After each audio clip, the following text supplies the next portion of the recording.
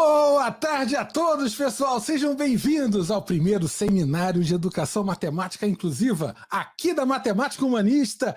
Eu sou o Carlos Matias, hoje eu tô com a gota, muita energia aí para receber os meus queridos amigos, Carlos Almada, Daniel Moreira, Hugo Carvalho e Liduíno Pitombeira, essas quatro feras que formam o grupo Musmate, lá da UFRJ. Olha, sejam muito bem-vindos, querido Carlos, Daniel, Hugo, Liduíno, sejam muito bem-vindos. Dá um alô, porque está o Brasil inteiro em massa aí no chat, prestigiando a tarde mais musical de 2020. Hoje promete. Vamos lá. E aí, então vão as boas-vindas de vocês. Fiquem à vontade. Boa tarde a todos. É um prazer estar aqui. Obrigado, Matias, pelo convite. Maravilha, Carlos. Boa tarde a todos. Maravilha, maravilha. Super Hugo, rapaz, muito bom recebê-lo aí também. Boa tarde. Daniel. Maravilha, show de bola. Pessoal, então hoje a gente vai falar sobre um tema muito bacana, que me é muito querido, muito importante, e por isso que eu tô tão feliz de receber essas quatro feras aqui na Matemática Humanista e particularmente no Seminário de Educação Matemática Inclusiva. Por quê?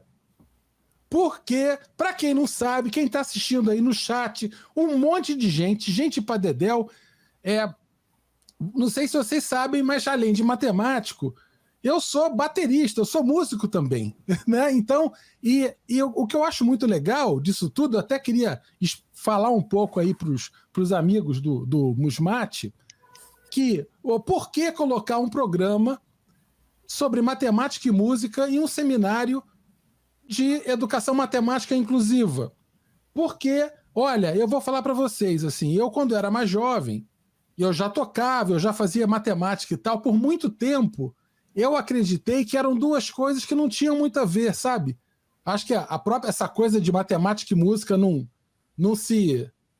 andam juntas, ciências humanas, ciências exatas, é como se fosse, olha, que estranho, um matemático que é músico, que coisa esquisita, né? E aí eu falei, caramba, esse estranhamento, ele ocorre por quê? Porque as pessoas, elas não estão, digamos assim, em uma posição de observar as duas coisas como sendo coisas da vida, né? Práticas humanas fundamentais, né? Fazer matemática, produzir arte, música. Então, o programa é para isso, para trazer para o pessoal que está jovem aí, está começando a carreira, pessoal que já é músico. Depois eu queria saber quem é músico, levanta o braço aí no chat, dá uma mensagem para a gente poder falar um pouquinho sobre isso e tentar aproximar um pouco, trazer uma mensagem de que é possível fazer as duas coisas, inclusive em termos de pesquisa. E aí o Musmate vai hoje dar um show de bola aí. A gente vai começar com o professor Liduíno, vai falar para a gente, tem uma apresentação no gatilho aqui. Eu queria só, antes de passar a bola para o professor Liduíno, só fazer uma pequena observação, que é o seguinte: hoje, como nós temos quatro colegas além de mim, não foi possível receber a professora Edmara. Edmara, você estava no chat aí, um beijo para você, querida. Hoje a gente não terá a Edmara fazendo a tradução para Libras, porque tecnicamente ia ser difícil de conciliar. Hoje vocês vão ver, tem um monte de vídeo, um monte de material. Eu vou até parar de falar para começar o programa, mas só para dar um feedback para o pessoal, uma prestação de contas de hoje de nós não termos o maravilhoso trabalho da professora Edmara Carvalho. Mas ela volta no dia 10, que é o próximo programa do seminário, tá bom? Então, bem-vindos, Liduíno. Manda brasa. Eu vou compartilhar sua tela aqui para você falar um pouquinho sobre o que você faz, o que o grupo faz, o que você quiser falar de música e matemática, para a gente começar os debates, tá bom? Beleza, Matias. Primeiramente, obrigado pela oportunidade de convidar o Musmate para falar, né, no seu canal. Meu nome é Liduíno Pitombeira, sou professor de composição da Escola de Música da UFRJ, atuo na graduação e na pós-graduação, dentro da linha de poéticas da criação musical e no grupo Musmate, né? Fazendo pesquisa com música relacionada à matemática. Só puxando o teu gancho aí, lembrando que a música e matemática já estiveram juntas, né? Nas famosas 7 artes liberais, a gente tem de um lado o trivium, que é geometria, retórica e lógica, e o quadrivium, que é aritmética, geometria, astronomia e música, né? Essas 4 artes, elas tratam do número. Quer dizer, o número enquanto definição, o número no plano, o número no espaço e o número no tempo, que é a música. Então, então para isso eu preparei, para hoje eu preparei algo relacionado ao meu projeto de pesquisa na pós-graduação, que é desenvolvimento de sistemas composicionais. Eu vou, então, Matias, passar aí, eu vou mostrar um pouco dessa pesquisa, né?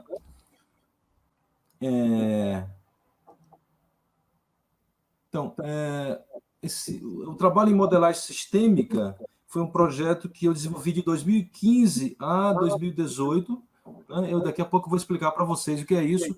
E essa modelagem sistêmica, ela vem exatamente da fusão de outras duas teorias. Uma delas é a teoria dos sistemas composicionais, que daqui a pouco eu vou explicar, mostrar uma definição para vocês, e a intertextualidade, que é você incorporar elementos de um outro texto em uma obra original. Tá? Por sua vez, a intertextualidade ela vem da fusão de outras duas teorias, que é a semiótica, né, e o dialogismo de Bakhtin. E a teoria dos sistemas composicionais vem da teoria geral dos sistemas e da teoria dos modelos. Né? Então, passa o próximo slide, Matias. Que aí tem uma outra genealogia, que é a ideia do pensamento sistêmico, que envolve a teoria da complexidade, né? A cibernética, que tem a ver com a comunicação entre máquinas e seres humanos, e máquinas entre si, e a teoria geral dos sistemas, né? Essa, por sua vez, que trata tudo como um sistema, e essa, por sua vez, dentro dela existe um ramo que são sistemas simbólicos. Se você clicar mais uma vez aí, Matias, vai aparecer aí os sistemas simbólicos. Tá? Os sistemas simbólicos são exatamente a linguagem, os jogos, né? A música. Né? Dentro, então, dos sistemas simbólicos estão os sistemas composicionais, que é onde eu vou trabalhar. Né? Basicamente, sistemas simbólicos são regras do jogo. Você diz o que vai ser o seu vocabulário e como esse vocabulário vai se conectar entre si. Assim como a gente tem na linguagem, né? As palavras, a gente vai ter também na música, né? Tá? Então, se eu digo assim, não existe verdade, né? Se eu disser não existe verdade, a gente tem o léxico, que são as palavras. Não existe, e verdade, todo mundo sabe o que é. Né? Elas estão conectadas numa sintaxe correta. Porque se eu dizer verdade existe não, os falantes de língua portuguesa vai soar estranho. Então tem uma ordem para usar isso aí. E a semântica, ou seja, o significado, todo mundo entende. Não existe verdade. E o último nível seria o pragmático, que essa frase ela nega ela mesma. Se não existe verdade, essa frase está errada. Né? Matias, passa para o próximo aí. Então tem o que é um sistema. O que é um sistema? Volta um pouquinho, acho que tinha um slide aí do... Eu te mandei errado. Tá aí. Então, o sistema é muito simples, a definição ao mesmo tempo por ser simples, ela é muito poderosa. O sistema é um conjunto de objetos e relações. Tá? Então, se eu tenho um monte de livro numa mesa, desorganizado, eles não são um sistema, mas à medida que eu organizo os livros pelas cores, por exemplo, livros verdes, livros vermelhos, eu já tenho aí objetos, tenho relações entre eles. Tá? Então, é um sistema. Na música vai acontecer isso. Eu tenho notas musicais e elas vão estar organizadas numa determinada ordem. Tá? Passa para o próximo e eu vou definir, então, o que é o sistema composicional, que é onde eu trabalho. Tá? Sistema composicional, isso é uma definição do Flávio Lima, que hoje em dia trabalha no Instituto Federal de Pernambuco, que foi me orientando na UFPB, exatamente nessa linha. Né? Então, sistema composicional é um conjunto de diretrizes formando um todo coerente que coordenam a utilização e interconexão de parâmetros musicais com o propósito de produzir obras musicais. Parâmetros musicais é ritmo, melodia, harmonia, contorno, tudo que a gente imaginar. Tá? E aqui eu tenho um exemplo de um sistema. Na próxima slide, eu tenho um sistema, essa caixinha cinza, tá? E vai entrar nesse sistema uma melodia de flauta, tá? Que daqui a pouco o Matias vai tocar para vocês.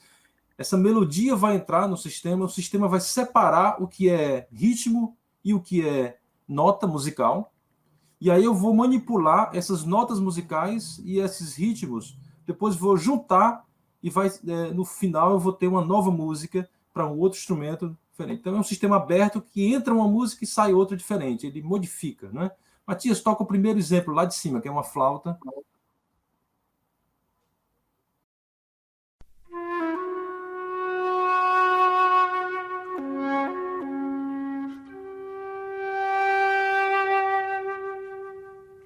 Tá? Isso é uma peça do Edgar Varese chamada Density 21.5 para flauta. Tá? Então essa peça entrou no sistema, separei o que é ritmo e o que é nota musical, fiz algumas operações com elas, tá?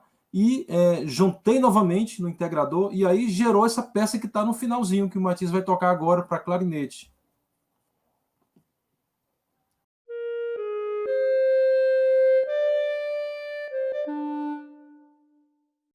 Tá? Então, um sistema aberto ele faz isso. A gente pode ter também um sistema aleatório. Né? Matias passa para o próximo. Eu pego 2 dados de 6 lados e jogo esses dados.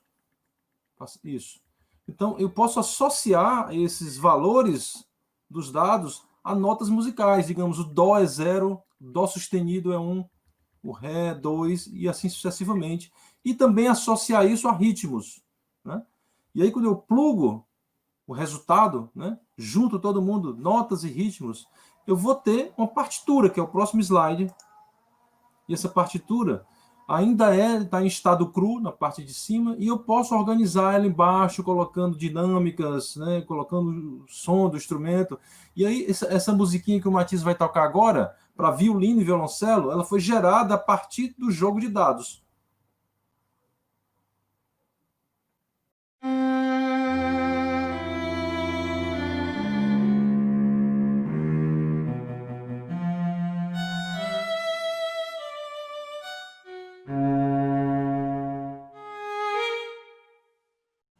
Então essa música ela veio do acaso do jogo de dados, tanto as notas como os ritmos dela. Tá? É um tipo de uso também que a gente pode fazer com sistemas. E aí eu entro, para finalizar, falar na modelagem sistêmica, tá? Que é o próximo slide. E você pode até passar 2 slides, né? E aí eu dou uma definição dela.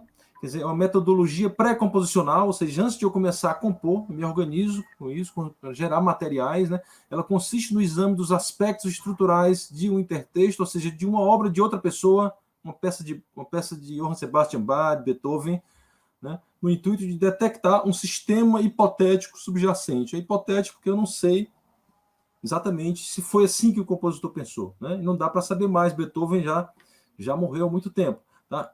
Clica mais uma vez, Matias, que esse modelo ele vai gerar o que se chama modelo sistêmico ou sistema composicional hipotético. Né? E aí, no próximo slide, eu tenho exatamente o que é um modelo. Essa definição vem da engenharia. Né? O modelo é a representação simplificada de um sistema real com o objetivo de estudo desse sistema.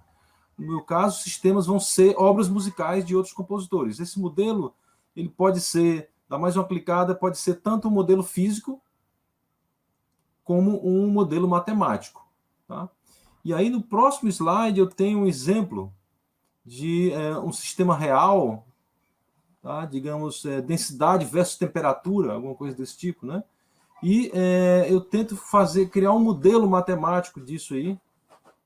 Próximo, dá uma clicadazinha que ele aparece uma próxima equação. Exatamente, de tal forma que eu consiga, com isso, prever coisas que os dados não me deram. Isso é legal para a música. Tem uma música curtinha de 30 segundos, mas eu quero fazer uma peça de 1 hora tendo as mesmas características originais dela, tendo as mesmas características genéticas dela. A modelagem é para isso. Quer dizer, o compositor escreveu 30 segundos, mas se a peça fosse de 2 minutos, como soaria? A modelagem responde esse tipo de pergunta. E Liduíno, você sabe o que eu acho bacana disso aí, rapaz? É o seguinte, é que assim, muitas vezes a matemática ela entra ou numa perspectiva mais descritiva, de descrever a música, né? De representar, ou de a questão da acústica, mostrar onda e etc. E agora, o que eu estou achando interessante disso tudo é que você está mostrando formas de você usar recursos matemáticos e práticas matemáticas para compor. Quer dizer, é uma outra história. Você está usando a música para representar eventos e até usando como ingrediente de criatividade. Muito legal isso aí, hein? Obrigado, cara. Eu tenho aqui uma série de gráficos que vai explicar como é que a gente faz uma modelagem, bem simplificadamente. Então, aqui eu tenho uma partitura, né, essas notinhas. Dó, Fá, Mi, tá? E eu vou fazer um modelo dessa música de acordo com a altura, ou seja, com as notas musicais, né? Para isso, então, eu preciso conhecer as relações que conectam essas notas. Clica no próximo slide, Matias. Isso. Então, eu tenho aí que, para eu sair do Dó e chegar no Fá, eu tive que andar 5 semitons, né? Do Fá, e depois descer 1 para chegar no Mi. Tá? Essas são as minhas relações. Subir, T5, T significa de transposição. Eu transpus o Dó para Fá, ficou 5, e desci 1. Isso é que eu chamo de perfil composicional, quando eu tenho identificados meus objetos e relações. Agora, próximo slide, eu vou jogar os objetos fora da música original. Eu só tenho as relações. E isso aqui é um modelo sistêmico. E aí eu posso plugar nessas relações outra obra que satisfaz as mesmas relações. Vai ser algo, digamos, para um instrumento mais grave, né? E diferente. Tá? É uma maneira de criar... Então, cara, peraí, isso aí é muito doido. Você pegou uma música, um trecho, Isso. Viu algumas relações entre intervalos. Isso. Aí você fixa as relações, joga a música fora e repete as relações em outro contexto. Isso, eu preencho de novo com objetos que satisfaçam aquelas mesmas relações. Então, se subir uma quinta, subiu 5 semitons, eu tenho que subir 5 semitons, né? Propositalmente, se você voltar para o primeiro slide aí, eu não informei que ele está descendo 1. Eu devia ter colocado, né? Se você volta lá para o primeiro aqui, que tem Dó, Fá, isso. Eu só disse que ele tem uma relação de 5 semitons e depois uma relação de 1. Eu não informei que estava subindo nem descendo. Então, a perda de informação faz gerar uma coisa totalmente diferente, mas que mantém um vínculo ainda estrutural, né? Tá? E, basicamente, você pode usar como modelo qualquer tipo de parâmetro. Eu até listei aí no slide que está com a quadradinho amarelo, se você passar uns 2 ou 3 aí, para o pessoal que mexe com música, né? Diversos parâmetros, né, que a gente pode usar: forma prima, segmento de contorno, partição textural, altura, ritmo, articulação, dinâmica, timbre. Eu posso usar tudo isso na música, né, e descobrir relações entre esses elementos e chegar num modelo. E aí, com esse modelo, né, eu tenho uma caixinha que eu posso compor diversas músicas com isso. Tá? Tenho mais 2 exemplos para concluir, que é mostrando uma modelagem de um pequeno trecho. Exatamente isso aí. Eu acho que está um pouco pequeno, mas eu tenho aqui um trecho para oboé de uma música. E aí a modelagem ela se divide em 3 fases, que eu seleciono o parâmetro que eu quero modelar, no caso aqui foi a altura. Nesse quadradinho central aí eu tenho a análise propriamente dita, na qual eu descubro as relações, né? Isso é uma coisa pessoal. Se eu der para você analisar, Matias, você vai fazer totalmente diferente. Para o Hugo vai ser diferente, né? Tá? E aí chego no modelo, jogo os objetos originais fora, e aí eu tenho exatamente a generalização, que eu só tenho aí que a peça é um A, forma prima, que tem dentro dos colchetes aí, né? Que é igual a B, C, D, e as relações alfa, beta e gama. No final tem o meu sistema desenhado, formalizado, né, com escrita formal. E o próximo slide, então, que é o último, eu peguei esse sistema, se você passar para o próximo, e aí vou reconstruir. Como eu vou colocando objetos, vou aplicar esses objetos numa partitura, e às vezes você tem que fazer ajustes, digamos, se for uma nota muito grave, o oboé não toca, eu tenho que subir uma oitava acima. E por último, eu vou preencher com aquilo que eu não informei, que é instrumento, andamento, compasso, dinâmica, né? E aí gera uma música totalmente diferente, mas que ela é irmã ou parente daquela pelas relações que eu modelei. Fantástico. E é basicamente isso. Se o pessoal tiver perguntas... Vamos então, Liduíno, tocar antes e depois ou não? Isso, toca antes, toca no slide anterior, como era a musiquinha. Vou ligar para o pessoal ouvir o que era, aí depois você fez aí todo o mapeamento, bagunçou o coreto, eu vou tocar como é que fica depois, beleza? Beleza. Vamos lá então. Deixa eu ver o volume, tá bom.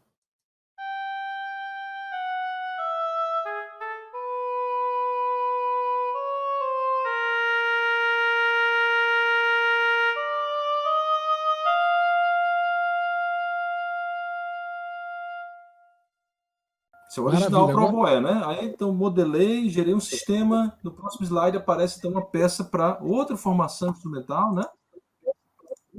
Vamos lá.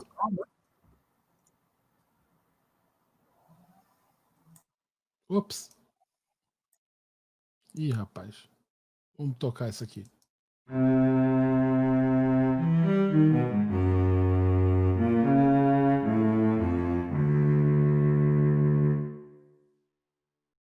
Tá? Se você mostra isso para alguém, você de repente nem consegue detectar similaridade, né? Que tinha a ver, que veio uma da outra. Exatamente. Rapaz, isso é bom demais. Bom demais. Olha só quem está presente aqui no chat, aqui, o pessoal do... Tá, aqui, deixa eu localizar. O pessoal tá achando bacana pra Dedéu. A Jéssica se amarrou, tá achando muito bacana também. A Gisela também tá achando muito interessante. O Carlos Alberto, nunca imaginou, só que bacana. Tá todo mundo curtindo aí a fala do Liduíno. Muito bacana. Tá o nosso amigo Ney, olha, o Ney tá aí, o Ney tá na área aqui, ó. Deixa eu botar aqui, ó. O Ney, o acaso sempre gerando beleza insuspeitada. Como bem disse Mallarmé, um lance de dados nunca abolirá o acaso. Show de bola, Ney. Grande abraço para você. Abração, Ney. Obrigado por ter vindo, cara. Muito bom, muito bom.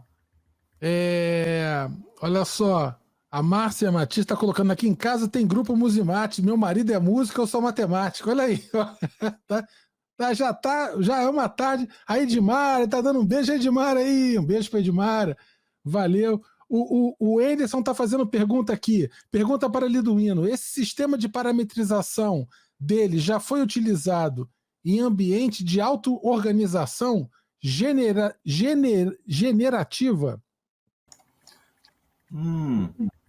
Ambiente de auto-organização generativa. Eu não sei se você está falando de sistemas autopoéticos que se mantêm e geram a si mesmos, né? Mas existe uma pesquisa, eu tenho um orientando que está exatamente trabalhando nisso agora, que são sistemas que a gente chama morfogenéticos, que o próprio sistema se adapta ao resultado. Então, a saída do sistema retorna e você reajusta as definições do sistema. Então, tem uma auto-organização dele e ele se regenera dependendo do feedback dele. Claro que, assim, isso é uma teoria, até chegar lá, vai precisar de redes neurais, vai precisar de Markov no meio aí, para reinjetar esses dados, né, e reconfigurar o sistema. Isso se chama sistema morfogenético. Tem um trabalho do Georgescu, que são dois irmãos romenos, que fizeram uma pesquisa nessa linha e abandonaram na década de 90, e a gente agora está continuando isso. Eu e o Roberto Macedo, que é o meu orientante de doutorado, existe um sistema supervisor acima de todos os sistemas que compõem a peça, e esse sistema coordena, então, a saída, né, e possíveis ajustes que você faz nas próprias definições. Tá? Talvez seja isso que ele quer saber, pode ser isso. sistema autogenerativo, que ele se autoconfigura dependendo da retroalimentação do que sai lá. Maravilha. Maravilha. Então, maravilha, Liduino. Obrigado, rapaz. Muito bacana, achei bacana. Eu que agradeço, porque, cara. pô, muito legal, porque o pessoal que está aqui presente no chat, talvez eles não tivessem pensado ainda um pouco nessa perspectiva de usar essas modelagens e recursos matemáticos, né, justamente para poder construir, né, estratégias composicionais de reformulação, de alteração, adaptação, modificação. Muito bacana mesmo, muito legal. Liduino, o Daniel caiu, rapaz. Daniel deu uma caída, daqui a pouco ele volta aí. Então, hoje a gente vai passar. Agora, quem prossegue? O Hugo, o Carlos, como é que a gente faz? Para o ímpar aí, ao vivo, em rede nacional. Para o ímpar. Hugo, vamos lá. Par. Vai lá. Opa. Eu não vi nada. Eu não vi É. nada. Zero, como eu não vi nada, zero é par, então zero é par. O Almada começa, porque eu não vi nada e zero é par, tá bom? Então. Ó, manda abraço aí, Almada. Valendo tudo. O Almada. Bom, eu acho que gostaria de falar sobre o grupo Musmatio, o início do grupo, o que nós pretendemos, os nossos atual isso é estado muito de importante. realizações. O grupo foi fundado, muita coisa que você falou é verdade para a gente, né? Nós começamos, na verdade, o grupo, eu, Daniel, que está temporariamente ausente aqui, e o professor Pauchi, de Júnior na UFRJ. Posteriormente, nós tivemos a inclusão do Liduino e do Hugo, bem recente. E nossos objetivos iniciais eram justamente ter uma interlocução sobre interesses mútuos, que eram justamente conexões entre matemática e música. Nós não sabíamos exatamente como fazer. E aí, mais ou menos, acho que foi em 2012, nós resolvemos juntar as forças, cada um apresentava os projetos, as pesquisas para o outro, e chegamos à conclusão que poderíamos criar um grupo de trabalhos em conjunto. E um ajudava o outro, foi muito legal essa fase inicial. Desenvolvemos bastante coisa, e principalmente com computação, que nós estávamos tateando, ninguém sabia nada, nós aprendemos do zero a trabalhar com o MATLAB, né? E fomos lá quebrando a cabeça e formando. O grupo foi se tornando cada vez mais consistente, entraram nos orientando com pesquisas. Liduino se juntou a nós, acho que um ano depois, e foi assim, um avanço enorme para as nossas pesquisas, para essa consolidação. Nós começamos a participar de congressos, existem muitos, é uma coisa também que nós não sabemos direito, mas existe muita gente por volta do mundo com o mesmo interesse.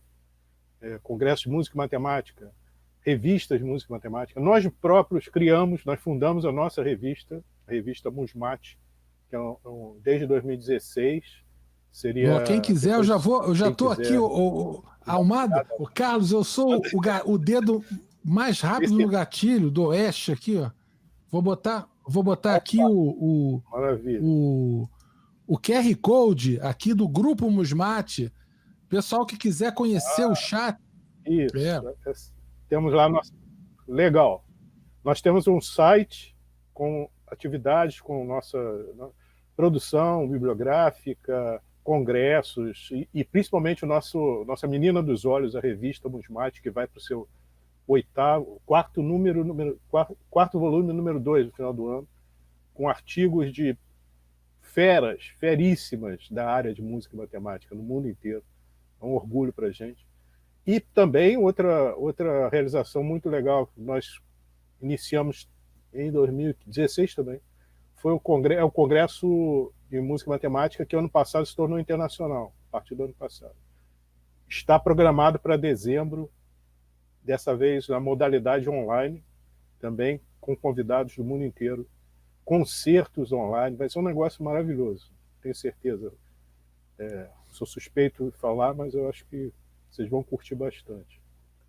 E o grupo só se torna mais robusto a cada momento. É uma grande satisfação fazer parte desse grupo e desenvolver minhas pesquisas juntamente com meus colegas. Fazemos trabalhos em coautoria, super Isso aí eu sou integrado. testemunho, eu vejo mesmo, e vários colaboradores chegando junto, né, pessoal de outras universidades, e aí tem Sim. pessoal que é matemático e gosta de música, tem pessoal de música que gosta de matemática, então é de todo lado para todo lado, né, cara? Sim, recentemente nós tivemos a grande satisfação de ver engajados no nosso grupo matemáticos que têm amor por música. Foi o seu caso, né? Você, o Hugo, o próprio Hugo, o Ney, o Petrúcio, a Stefanella.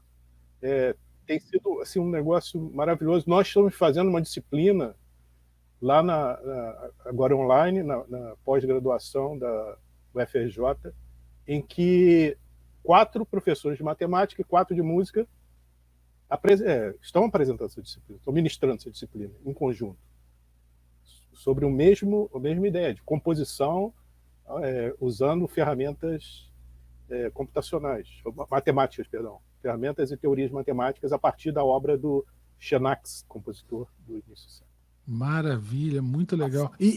Carlos, eu queria fazer uma pergunta para você, para o pessoal que está também assistindo aí, acho que talvez seja uma curiosidade. Assim, como foi a consolidação do grupo? Agora eu falo assim em termos institucionais, dentro de uma faculdade de música, você chegar de repente com uma proposta, com uma estratégia, por exemplo, composicional, como o Lidomino mostrou agora, e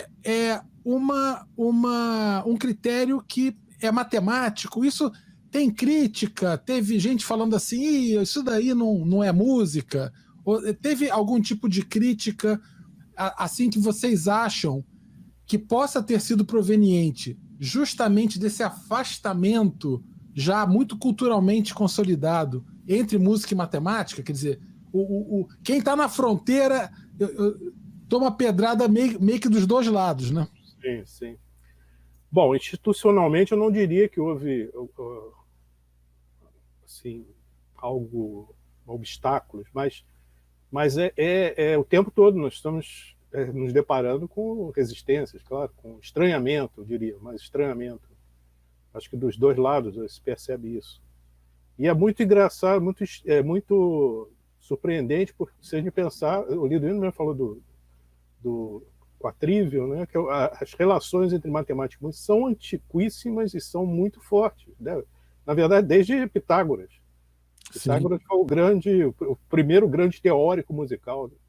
Porque ele descobriu as relações entre números e proporções dos sons acústicos, desenvolveu uma teoria que era puramente especulativa, que durou 1000 anos, aproximadamente, e estimulou vários pensadores nesse milênio que seguiu, Newton, Ptolomeu, Euler, tanto da física quanto da matemática, Copérnico, um monte de Galileu.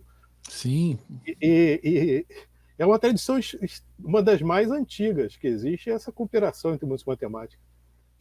E aí, na época da Revolução Francesa, com a criação do Conservatório de Paris, foi que a música migrou para belas artes. E só recentemente essa tradição está sendo retomada, com diversas correntes teóricas no século XX, a partir do século XX. Estamos, né, surfando em cima dessa...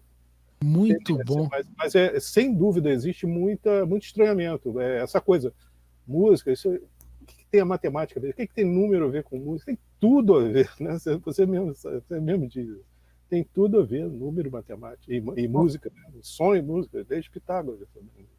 Olha aí, já tem até uma pergunta aqui no chat bacana aqui, deixa eu perguntar, o Lidomino, todo mundo pode responder se quiser. Gostaria de saber, por gentileza, quando ouvimos um determinado trecho da música, acho que um trecho fixo, alguma coisa do gênero, é devido a uma conjunção das notas musicais, o sistema simbólico. Acho que ela está querendo entender um pouco das relações entre a coisa do sistema simbólico e talvez a própria Constituição. A recorrência, Sim. talvez, né? Alguma recorrência, né? Você identifica uma similaridade de um trecho com o outro que você ouviu, mas não é exatamente igual. Então, é alguma relação subjacente que está ali que seu cérebro capta, né? Cognitivamente. Tá?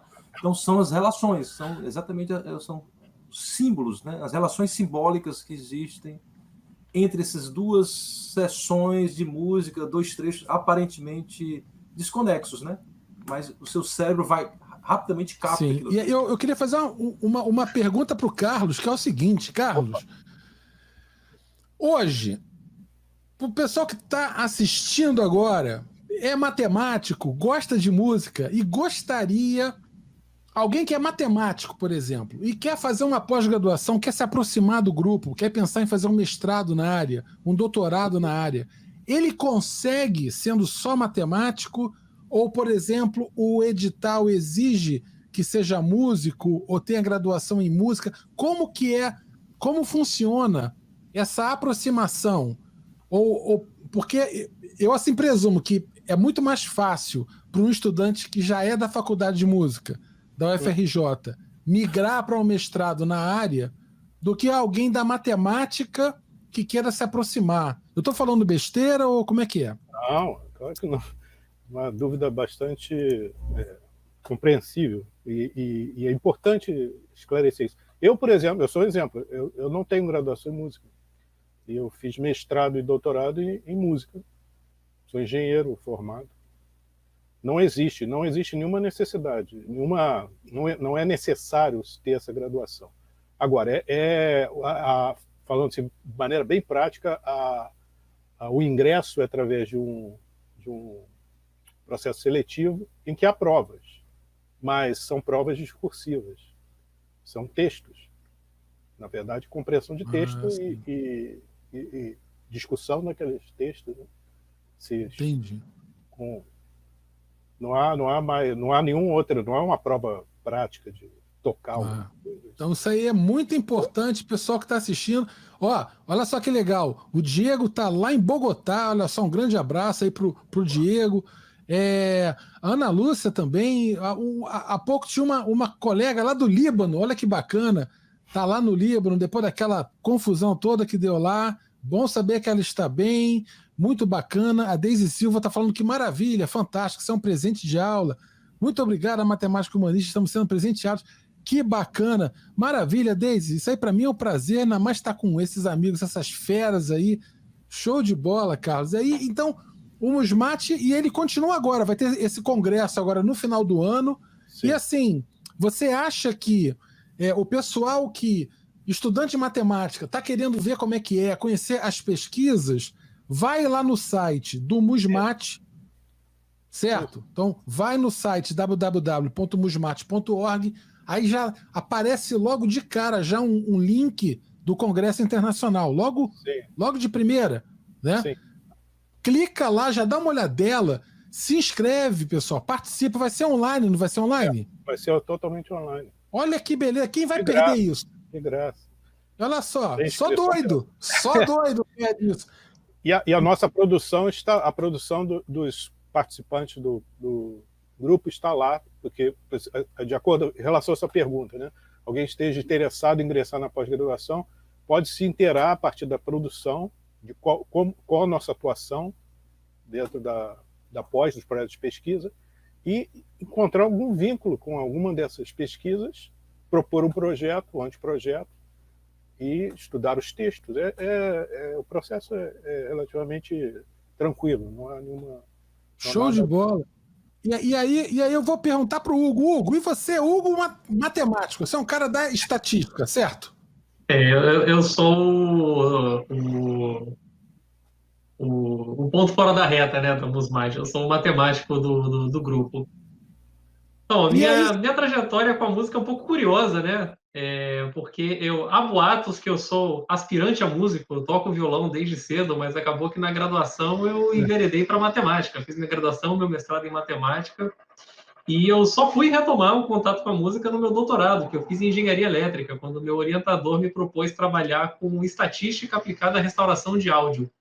Eu pensei, poxa, eu fiz doutorado tudo na FRJ, né? Meu doutorado foi na engenharia elétrica, orientado pelos professores Luiz Wagner e Flávio Ávila. E eu pensei, pô, pode ser interessante isso, né? Vou me aproximar um pouco da música. E aí, deu o que deu, e cá estou eu, trabalhando como Musicando, pesquisador musical. matematizando a música e sendo musicado por essa turma da pesada, né, Hugo? Pois Maravilha. Isso é bom demais, bom demais. E aí, vamos lá, você fez então o seu doutorado em restauração de áudio. Sim, sim. Maravilha. Aí identifica ruído, vê onde é que está o ruído, vê a frequência do ruído, como é que tira o ruído, como é que... É bem isso mesmo. O que a gente faz, né, essencialmente, você tem alguma gravação antiga, você digitaliza, passa ela para o computador, né? E como a gente, de vez em quando, escuta essas gravações antigas, tem chiado de fundo, tem um monte de coisas esquisitas, e a diferença disso para alguns experimentos estatísticos, né, é que você tem só uma amostra para analisar. E você, com base nessa uma amostra, quer inferir o que estava por trás, né? O que na verdade foi gravado e não foi contaminado pela mídia sendo degradada. E aí a gente cria modelos estatísticos para tentar descobrir o que está por trás disso, né? Então acaba que a minha pesquisa acaba indo para uma direção um pouco diferente dos colegas, que eu trabalho mais com ferramentas de processamento de sinais, né? Eu tendo a fazer outro tipo de extração de informações que é que o Liduino mencionou, né? Aquelas modelagens sistêmicas bem abstratas. Eu acabo trabalhando com coisas mais de processamento de sinais, tipo isso de restauração de áudio. E um tema que eu acho muito interessante, que eu acho que tem tudo a ver com o que a gente tem falado aqui, eu acho muito interessante a gente entender como que a gente entende a música, né? Como que a nossa cognição se comporta em relação à música. Recentemente eu encerrei uma orientação de uma aluna da graduação em estatística e o trabalho nosso foi essencialmente entender como que se você infere que emoção que uma música evoca, né? E quando a gente escuta a música, a gente sabe dizer se a música é contente, triste, enfim. E a gente tentar inferir isso para tentar recomendar para as pessoas músicas com aquelas mesmas emoções. É uma linha de pesquisa que eu tenho levado adiante também. Mas é isso, acabo indo mais para uma área de processamento de sinais e não tanto para modelagem tão musical, né, quanto a dos colegas do grupo. Quem sabe um dia, quando eu de fato me tornar músico, eu vou mais para essa direção também. Maravilha. Tem aqui, só fazer aqui uma pergunta, antes que eu perca essa pergunta aqui do Ivan. É possível participar do Congresso de Música e Matemática como ouvinte ou só para quem submeter trabalho? Não, como ouvinte também, certamente. Todos estão convidados a submeterem trabalhos e até composições, conforme está lá na página, as datas limite, mas qualquer um pode assistir, como o Carlos Almada falou, é gratuito, totalmente online, basta você ficar atento ao nosso cronograma e assistir e aprender um monte de coisa. Vai ser super divertido. Show de bola, muito bom, muito bom, muito bom, muito bom. Tem mais perguntas aqui que eu ia colocar. O pessoal tá aqui falando, aqui, a Paula Márcia Barbosa vai estar aqui no dia 10 com a gente, pedindo para eu falar do Drumat. O pessoal está perguntando aqui, eu vou falar um pouquinho justamente do meu trabalho, que era um trabalho de mapeamento de ritmo usando álgebra, e esse trabalho de mapeamento de ritmos usando álgebra, ele virou uma metodologia de construção de conceitos matemáticos por meio de atividades sonoras e motoras. Eu vou mostrar para vocês um pouquinho disso daqui hoje, um pedacinho hoje e um pedacinho no próximo encontro, com a Paula e com a Cláudia Segadas. Então já vou falar um pouquinho disso também, vou deixar os colegas do Musmate falarem um pouco. O Hugo tem algumas coisas para poder mostrar para a gente aqui, né, Hugo? Fica à vontade aí para poder compartilhar com a gente. Beleza, você quer falar primeiro do Drumat ou eu mostro agora os exemplos? Não, mostra aí, você que está falando, depois vem Daniel, eu falo por último aqui, eu que menos importa. Beleza. Eu trouxe 3 exemplinhos para mostrar para vocês, que eu acho que é bastante diverso, né, a maneira como a matemática e a música podem se interconectar. E eu queria ilustrar para vocês o potencial, né, de toda essa interação de áreas que, bom, nós tanto amamos, pelo que eu consigo ver aqui na lista de comentários aqui do lado.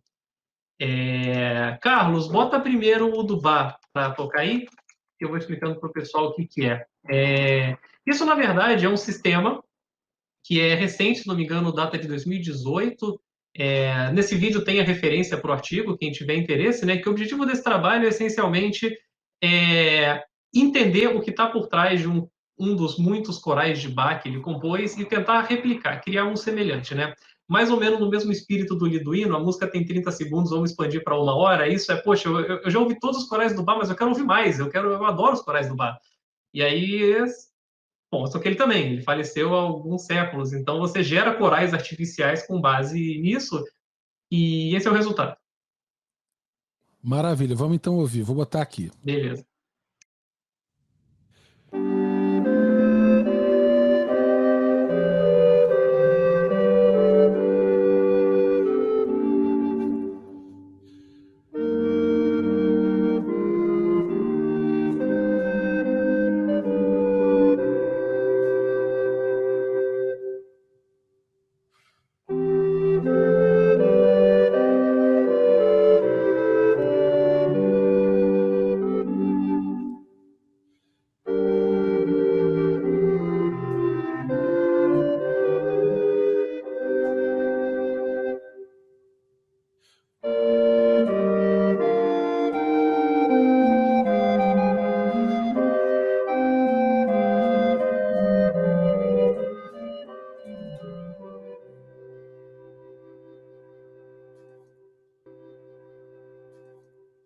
Show. Bom, pelo menos a mim engana super bem, né? Eu escuto isso e falo, poxa, é verdade, né? Eu acreditaria que isso de fato é um coral de Bach. Mas o mais interessante para mim que está por trás disso não é nem o fato de você conseguir replicar a obra de um compositor que faleceu ou alguma coisa assim. É que as ferramentas que você tem por trás disso, né? Nesse caso é uma rede neural, que é uma ferramenta que é bastante abstrata, um pouco difícil de interpretabilidade, mas se você usar outros tipos de ferramentas, como as cadeias de Markov, que o Liduino mencionou, ou outras coisas que sejam mais interpretáveis, você consegue mais ou menos entender certas estruturas que estão por trás da música, por trás da composição, e dependendo do seu objetivo, você consegue entender um pouco da cognição até por trás da música. Isso é o que eu acho muito, muito legal mesmo, da possibilidade dessa interação entre as duas áreas. Maravilha, isso é belíssimo. Que bacana isso daí, gente. Muito Mostra bom. aí, Matias, o Continuator. O Continuator é muito bacana, gente. O Continuator. Continuator é quando você gosta de tocar, sei lá, jazz, você quer improvisar e você quer fazer um dueto com alguém, mas você está sozinho, 3h30 da madrugada em casa e não tem ninguém para fazer o dueto com você. Não tem problema. Você vai, você usa o Continuator e ele vai fazer esse dueto com você. Ele mais ou menos que aprende o que você tocou e replica, né, responde a frase de alguma forma que seja mais ou menos compatível. Então, ele é um respondator musical, é isso? É o Respondator, Maravilha, vamos ouvir isso daí. Isso aí promete, hein? Vamos ouvir que isso é bacana, hein? Vamos lá. Eu botei bem num tempo que tá tem um trecho bacana aí no link que eu enviei para você. Good, good, good.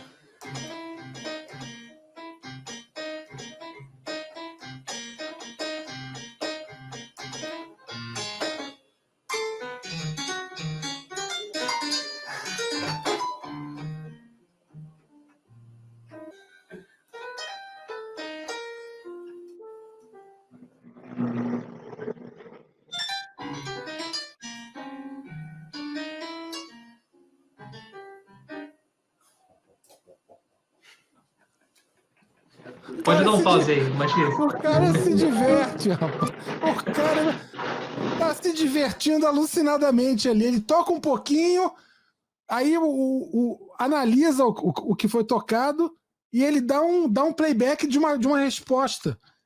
no E o grande tom, barato disso é que é justamente com um pouquinho só, né? O cara toca 10, 15 notas e o negócio continua. É muito pouca informação que a máquina tem para inferir o que toca depois, né?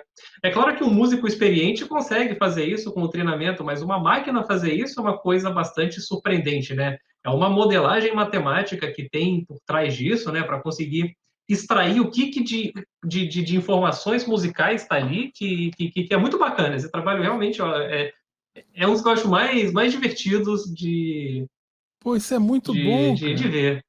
Isso é muito bom. Muito bom, muito bom. Isso aqui eu não conhecia, não. Fiquei impressionado, cara. E assim, tem vários instrumentos. Aqui apareceu um sujeito tocando guitarra, tocando. Aí. Quer dizer, pô, Sim. caramba. Impressionante. Muito legal. O pessoal tá doido aqui no chat, tá achando um barato.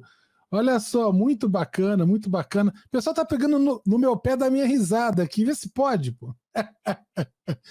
Ai, meu Deus do céu, vamos lá. Sensacional. O Augusto César Pimentel, Super Pimenta, tá achando bom demais. O Leandro tá achando muito interessante. E tem mais um, né, Hugo, para poder botar aqui? Tem mais um. Esse é um dos que eu acho também maravilhosos, porque na verdade é uma linguagem de programação que ela vai sendo compilada em tempo real à medida que o programador vai digitando, né? É uma linguagem de programação bastante musical, infelizmente só está disponível para computadores Mac, mas se eu tivesse um, eu certamente ia brincar com isso daí. E é isso, vocês vão ver o cara programando, escrevendo um monte de coisa aí, botei em torno de 720, que é um trecho legal da música. E aí o cara vai programando, vai mexendo aí, vocês veem que tem bastante termos musicais aí no meio, tem mais para cima ele define as notas de fato, as escalas que ele vai usar e tal. E aí ele vai meio que adaptando a música à medida que o cara vai alterando esse código. E Vamos fica uma ver. coisa super, super legal. Eu enxergo isso como se fosse um novo instrumento musical, praticamente, né? O que você toca? Eu toco linguagem de programação, porque realmente você tem que improvisar uma coisa em tempo real e traduzir aquilo para a linguagem em particular, né? Eu acho muito legal isso daí. Dá o play que é super bacana. Pô, vamos lá, vamos ouvir.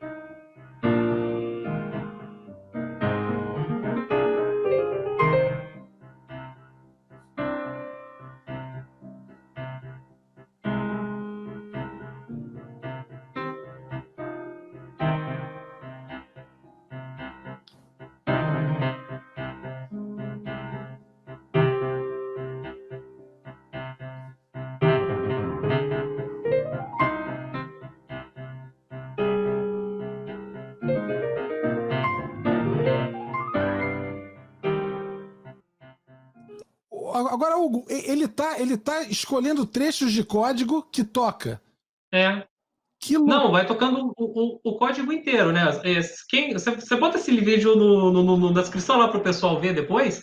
É muito bacana que os primeiros 2 minutos é ele ajeitando o código para alguns elementos básicos que ele quer, não tem nada, não tem som nenhum.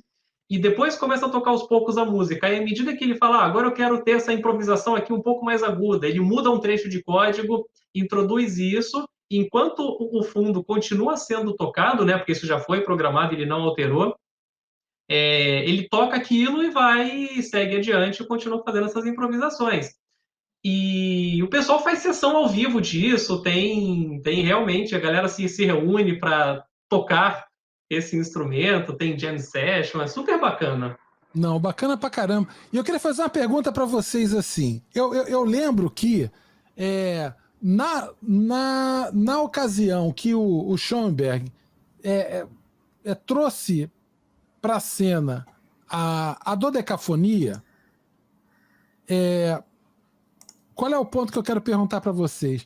A recepção do público enquanto como peça, ouvindo a música, ele ouvia a música, e a aceitação do público não era tão favorável quanto as obras do período mais clássico da coisa, digamos. E aí eu pergunto a vocês o seguinte: o pessoal, quando você usa estratégias composicionais, códigos, a música aleatória dos dados, e você vê várias estratégias de você replicar estruturas intervalares e criar novas músicas, assim, há em algum momento, por exemplo, o Liduino está lá compondo, está usando uma estratégia de composição, ou o Almada está no MATLAB programando um código, alguma coisa assim. Tem algum momento em que você ouve e você fala, vai ser mais legal ir para esse caminho ou ir para aquele caminho, ou você deixa fluir a questão matemática da coisa livremente, ou você injeta, a partir de algum momento, um posicionamento de escolha artística, de escolha efetivamente não, eu quero esse caminho aqui porque eu acho que está mais afim com como é o processo criativo. Eu não falo agora do projeto em termos de pesquisa, eu entendo que a pesquisa a gente vai para todo lado, mas eu digo, enquanto um compositor que usa efetivamente essa estratégia mais matemática, etc. Vocês acham Matias, que isso é uma... diga. Deixa eu te interromper, eu vou precisar me ausentar, porque Beleza. está começando agora o Fórum de Compositores da UFRJ e eu estou lá na sala. Maravilha. Então, queria mandar um abraço para todo mundo, agradecer novamente. E Valeu. você está em boas mãos aí com essa equipe. Maravilha, Liduino, eu te agradeço aí o carinho. Valeu. Um abração. Tchau. Valeu. Então, pessoal, diga lá, o que vocês acham aí disso que eu falei?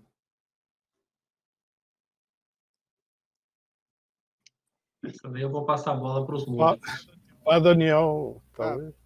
Bom, você fala em relação a que momento a pesquisa deixa de ser pesquisa e se torna fazer artístico? Em algum momento que você esteja, de você efetivamente, quando você está compondo, o Daniel compondo, sábado de tarde, 3h30, tá de bobeira, olhou pro piano, não resistiu, mas aí abriu o computador e ao mesmo tempo você usa alguma estratégia para te dar uma ideia, e aí há um momento em que você usa a ideia, usa uma ideia que foi inspirada matematicamente, e aí você assume o controle e aí toca o barco para frente, ou você, como é que eu vou dizer? Você vai até o fim com...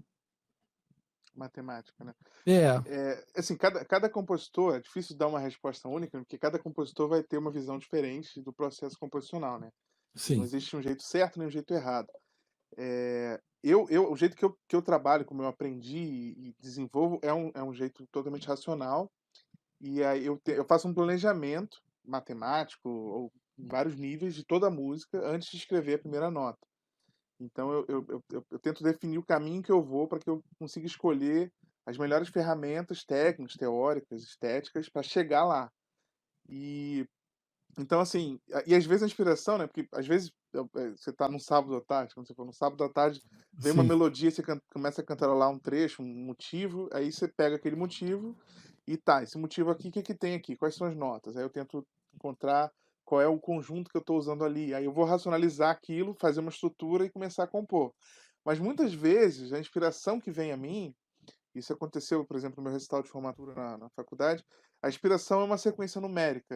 Tem uma sequência numérica que chama 142857, que é um número mágico. Tem até uma página no Wikipedia, né? O Hugo falou, quando um número tem uma página no Wikipedia, é porque esse número ele é muito especial. E ele é um número que, se você ficar multiplicando por 1, 2, 3, ele vai acontecer, são rotações desse número. Então ele vai manter a mesma ordem, só que vai rotacionar os algoritmos dele.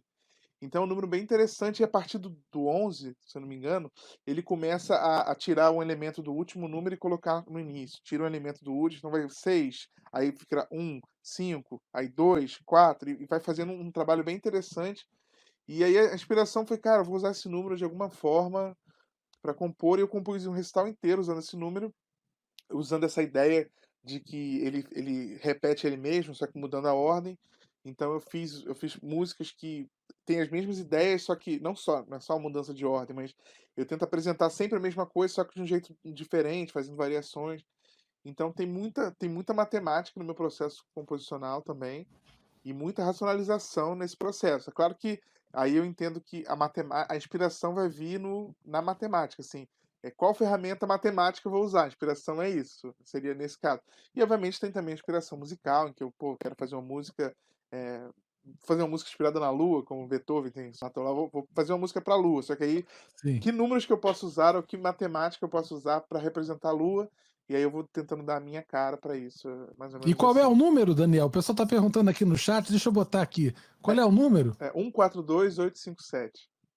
142857.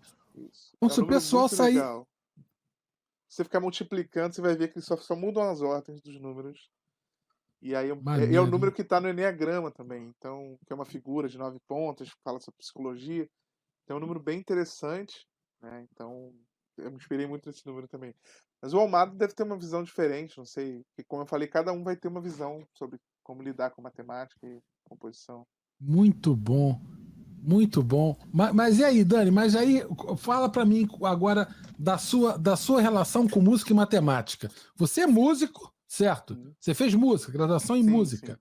E como é que você chegou nessa matemática? Você já gostava de matemática?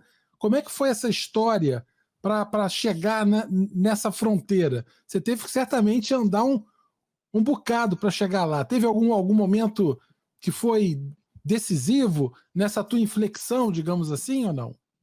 Sim, antes de fazer, eu fiz o processo inverso do Hugo, e talvez. Eu fui metade do Hugo, metade a Almada. Eu comecei a engenharia elétrica, a primeira faculdade foi engenharia elétrica, e no meio eu falei, cara, eu não gosto. Nem não, foi bem no início, mas eu falei, não gosto de matemática tanto assim, eu quero ser músico, eu vou tentar seguir meu sonho de ser músico. E eu abandonei para fazer composição na FRJ. E aí, no final da graduação, o Almada, foi meu professor, ele estava fazendo um grupo de pesquisa. Um grupo de pesquisa não, era uma iniciação científica que trabalhava com os números primos e a composição musical. Eu achei interessante, falei, legal, deixa eu ver. Aí eu participei, né? Foi meu primeiro processo de iniciação científica com a Almada, isso, sei lá, em 2010, 2009, talvez. É bem antigo. Mas antes, 2011? 2012. 12, então não é tão antigo assim. 8 anos, né? E aí nesse processo, eu fui vendo que a matemática era legal. E quando eu entrei no mestrado, em 2012, 2013, acho que foi 2013, eu falei, vou fazer alguma coisa com matemática, e eu fui trabalhar com o Paulo Gentil Nunes, que foi meu orientador no mestrado e no doutorado.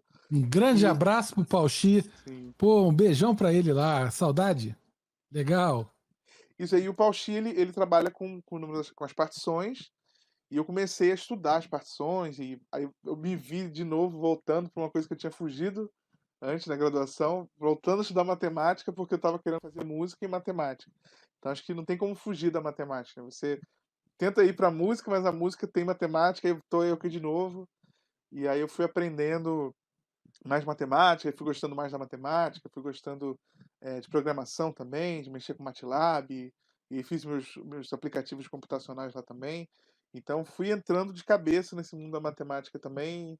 E aí eu fui, né, como eu falei, fiz mestrado, fiz o doutorado em música e composição na FRJ.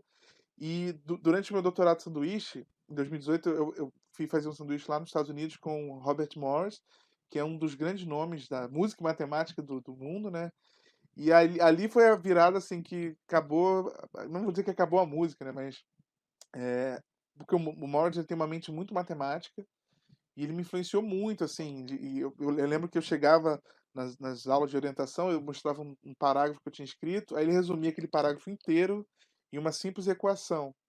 E eu fiquei, pô, mas como? Ele botou, digamos que a textura X, ela tem elementos A, B e C. Aí ele foi resumindo numa equação, e eu achei tão incrível a maneira como ele expressou aquilo, e eu adotei esse tipo de linguagem.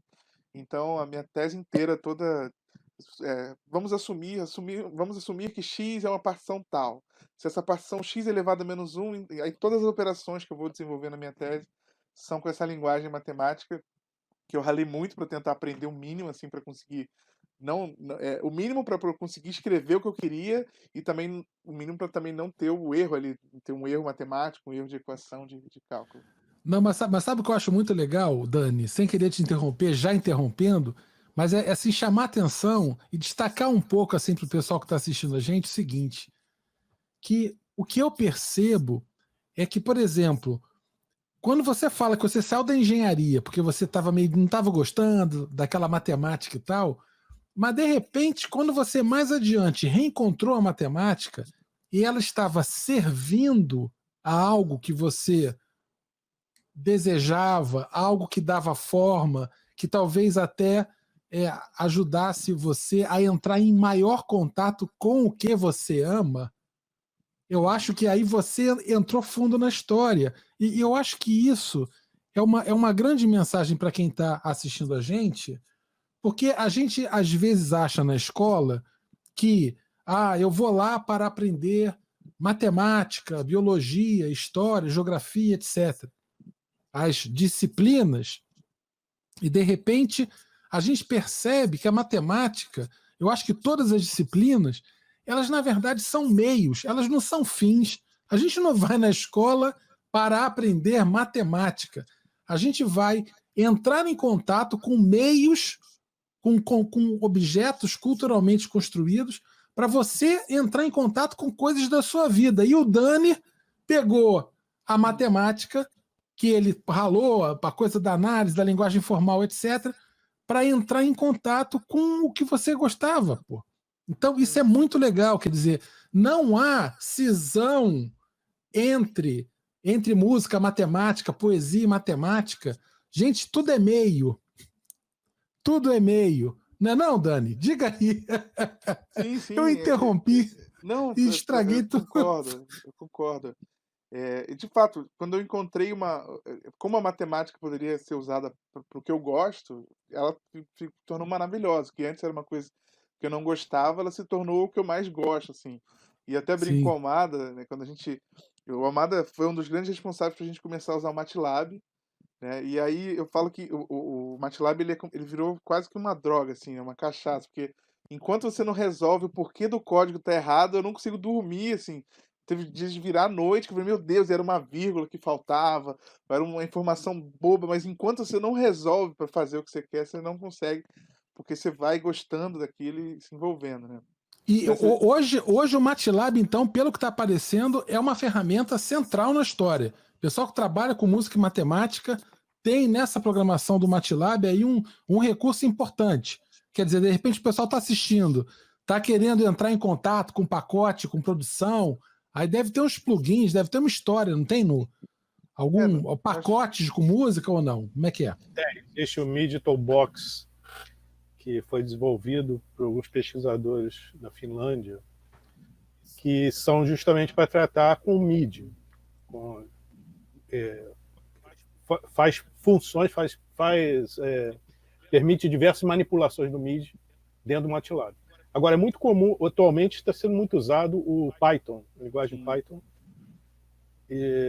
através do Music 21, que também tem um monte de funções de análise e composição. O Liduino, por exemplo, agora está totalmente integrado a essa linguagem. Eu estou, aos poucos, me inteirando um pouco, porque é difícil ser bilíngue nessa área. As coisas uma confunde com a outra. Eu estou aos pouquinhos, né? Só com medo de não misturar as estações. Mas eu pretendo também conhecer um pouco dessa linguagem. Muito bom, muito bom. Daqui a pouquinho, o pessoal que está na live aí assistindo, daqui a pouquinho, já, eu vou falar um pouquinho também da experiência que eu tive com a música e a matemática, e aí envolve um pouco mais explicitamente, digamos assim, a questão da escola, a questão pedagógica. Vou falar de algumas possibilidades para trabalhar em séries iniciais e também no ensino fundamental /médio. Tá legal? Então é muito legal.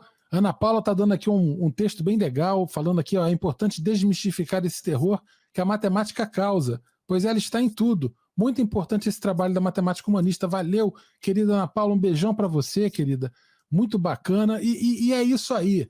Eu falo para vocês, assim, com muita clareza, o seguinte: há muitas pessoas que, por terem medo, pavor de matemática, um pavor que foi construído na escola, na maioria das vezes, elas se privam de oportunidades, elas fogem de caminhos que poderiam trazer assim alegria, formação, envolvimento, realização pessoal, né? E eu acho isso muito importante. A gente está construindo uma visão mais conciliadora da matemática com as outras áreas. E aí o Dani, o Hugo, o Carlos e o Liduino estão fazendo um trabalho absolutamente fantástico. Eu parabenizo muito. Dani, você falou que ia tocar, mostrar pra gente alguma coisa aí. Manda ver, rapaz. Senta o dedo nesse piano. Eu só gostaria de só fazer um comentário no que você falou, e até o comentário que apareceu na tela, é porque, de fato, a gente tem muito preconceito, inclusive na música, né? A gente não é bem visto pelos nossos pares, em algumas situações, que não gostam desse envolvimento de música e matemática, por um preconceito, por achar que quando você racionaliza, você perde a questão artística, como até teve um comentário a respeito sobre a arte. Mas a matemática, ela é artística, os números são muito artísticos, eu vejo muita arte nos números. Então, às vezes, por esse preconceito de aprender matemática, ou de misturar matemática com a música, as pessoas acabam deixando de aprender coisas incríveis, ou levando muito mais tempo para fazer uma coisa, que a matemática já resolveu isso com uma teoria muito simples, né? O que eu ia falar, mais ou menos, é só sobre a minha pesquisa. Eu faço uma pesquisa sobre textura musical, que é o parâmetro mais superficial, um dos mais superficiais que a gente tem quando a gente ouve uma música. E eu relaciono isso com a teoria das partições, né? O que o Paul Schiff fez na tese dele, e eu fui e desenvolvi um pouco também essa relação com os números das partições. E o que eu dividi assim, a música ela pode ser duas entidades, que seria a melodia, só para dar um exemplo, né? A melodia, quando a gente tem um exemplo, uma linha melódica, isso é uma melodia, e a gente tem o bloco harmônico, que é o acorde. O acorde ele é articulado junto, então ele forma um bloco, e melodias são sucessivos. Então, quando tem um bloco, uma melodia, a gente tem uma textura que é chamada melodia acompanhada, né? E aí eu posso ter várias combinações na música a partir dessa relação. Eu posso ter uma melodia solo, né, só uma música com uma única melodia. Eu posso ter essa melodia com o bloco que eu falei, eu posso ter só o bloco, sequências de acordes são só o bloco. Eu posso ter duas melodias, aí entra, por exemplo, as invenções, as fugas de Bach, né, duas ou mais melodias, né, a invenção do Dó maior, né? A gente tem melodias que são sobrepostas, uma textura diferente. Eu posso ter dois blocos diferentes tocando coisas diferentes. O tema dos Simpsons, a abertura dos Simpsons, já que eu toquei, são dois acordes em sequência para começar, né?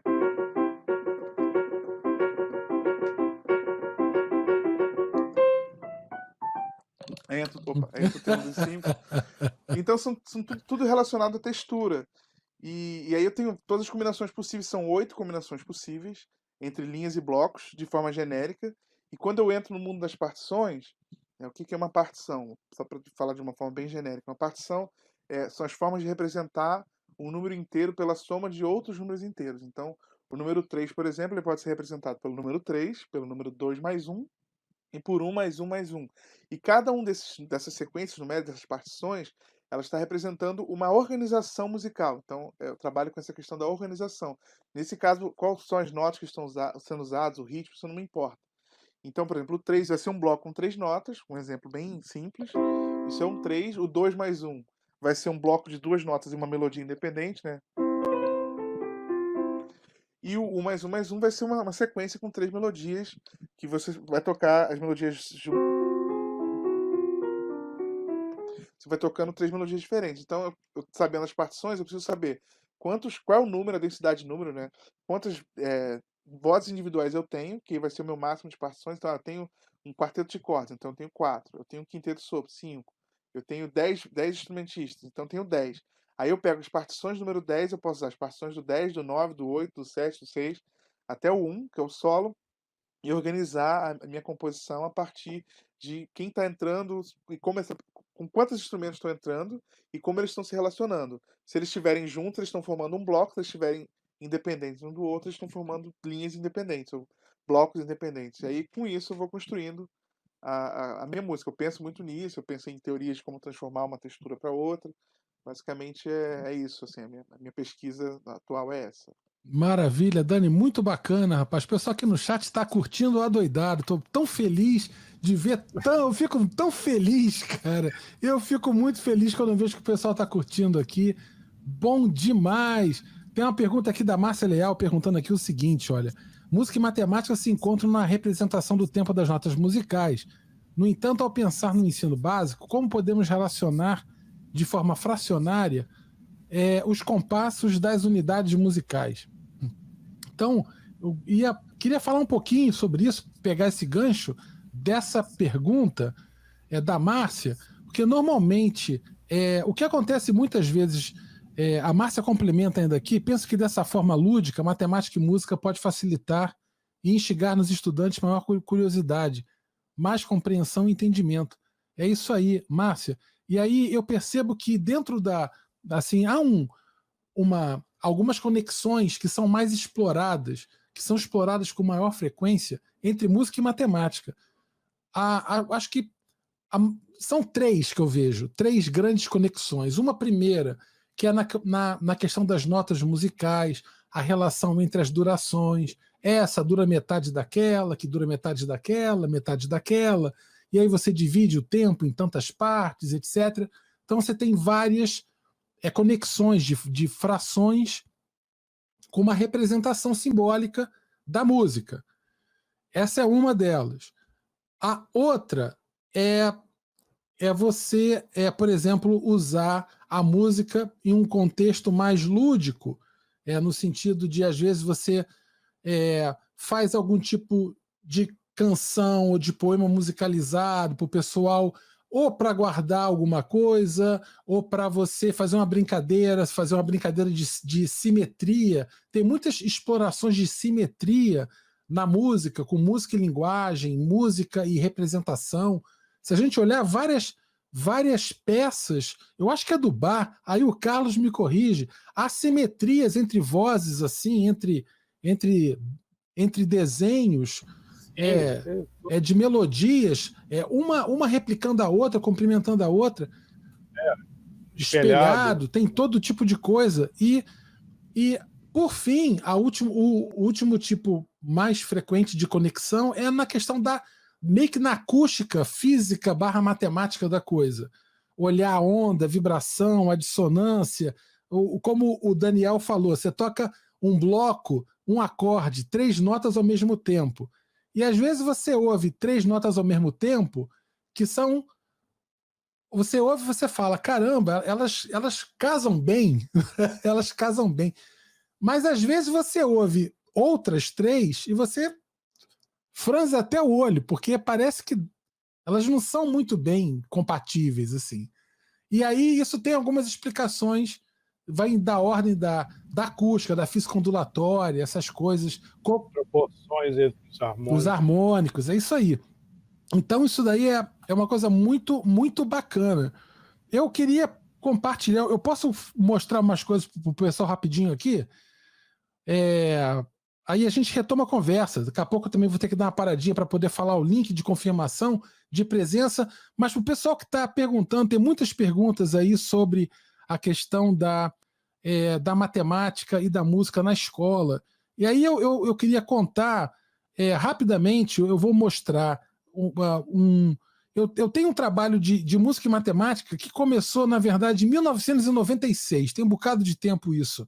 E ele começou em uma direção que era de usar a álgebra para fazer mapeamentos de ritmos musicais, usar recursos algébricos, ferramentas algébricas. Eu usava aritmética modular para poder fazer representações de ritmos, usando polinômios. Isso foi feito em 1996. E eu representava esses ritmos em círculos assim mapeados por pontos, tal. Isso é uma coisa muito legal. Foi um trabalho muito interessante que eu fiz até 99. E de 99 para frente, eu acabei retomando esse trabalho de um outro ponto de vista. Em vez de usar a matemática para descrever ritmos musicais, eu usei alguns recursos rítmicos, bater palma, contar alto, a turma dividida em grupos, cada um batendo palma em um lugar, contando de uma maneira, etc. E aí a gente construía atividades onde a localização das palmas elas ajudavam a compor um cenário aritmético, de compreensão de aritmética da coisa, de dividir em duas partes, dividir em três partes, divisibilidade, mínimo múltiplo comum, coisas do gênero. Era possível apenas com atividades usando palma e o corpo e contando alto.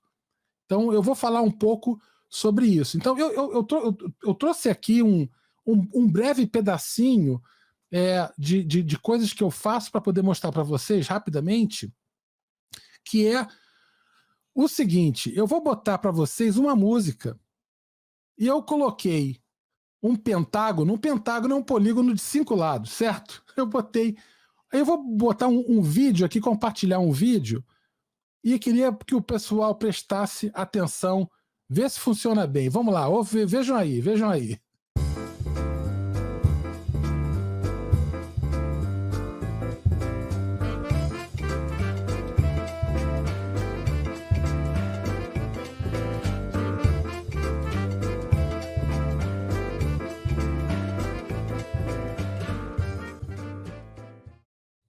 Bom, então essa é uma música que quando você ouve, eu vou colocá-la aqui rapidamente para vocês ouvirem. Essa é a música.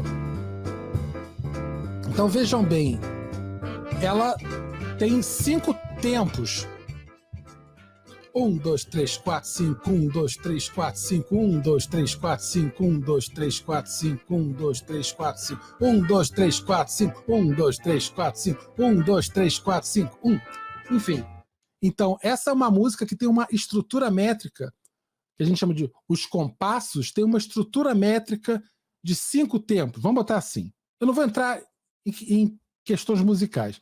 Aí, o que eu fiz foi representar por um pentágono, porque um pentágono tem 5 lados, tá certo? Isso é uma coisa muito curiosa, porque outros teóricos fizeram isso também. O Toussaint foi um. Eu vou até compartilhar aqui a minha tela rapidamente aqui. Então, a gente mostrou uma peça aqui, e eu botei um pentágono, tá certo? E aí, nessa peça, logo pouco tempo depois, entra um piano. Pom bom, pom bom, pom bom, pom bom, pom bom, pom bom, pom bom, pom bom. E o que eu fiz foi representar, imaginando que esse pentágono, ele é um relógio aonde a meia-noite está no 1, e aí você vai 2, 3, 4, 5. Imagina que é um relógio que você está rodando assim, em velocidade constante, no tempo da música. 1, 2, 3, 4, 5, 1, 2, 3, 4, 5. E aí eu marquei com esse polígono em azul, que está destacado, eu situei as notas, os ataques do piano. E aí você vê, assim, pam, pam, pam, pam, pam, pam, pam, pam, pam, pam. Então aqui seria, andando aqui com o mouse, vê se vocês conseguem ver meu mouse aqui. Pom, bom, pom, bom, pom, pom. Então, a gente representa geometricamente isso aqui, ó.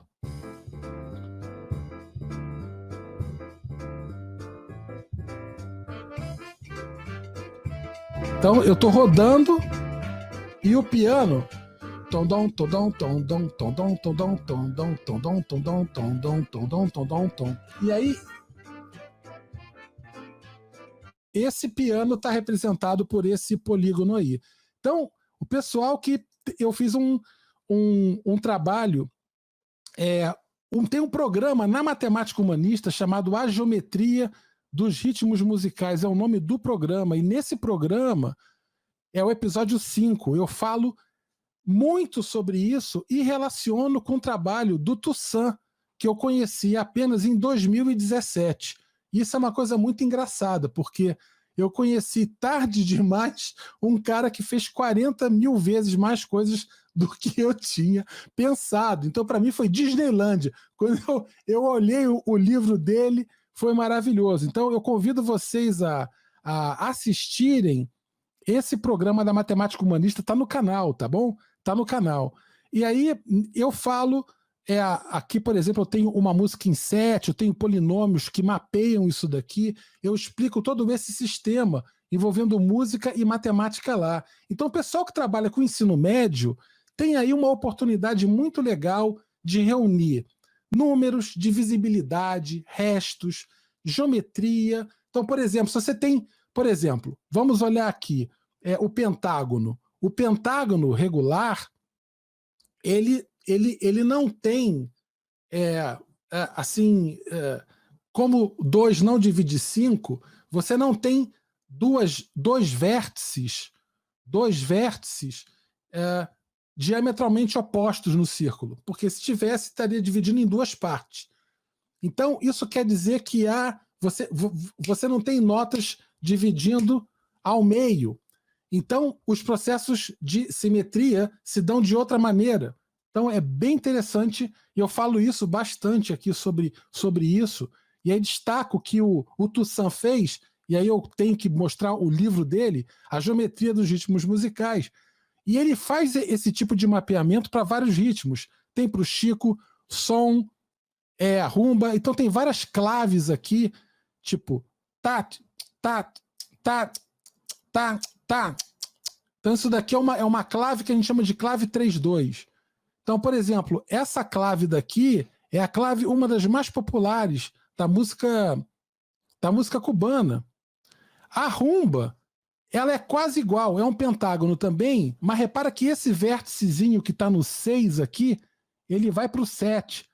Aqui é tá, tá, tá, tá, tá.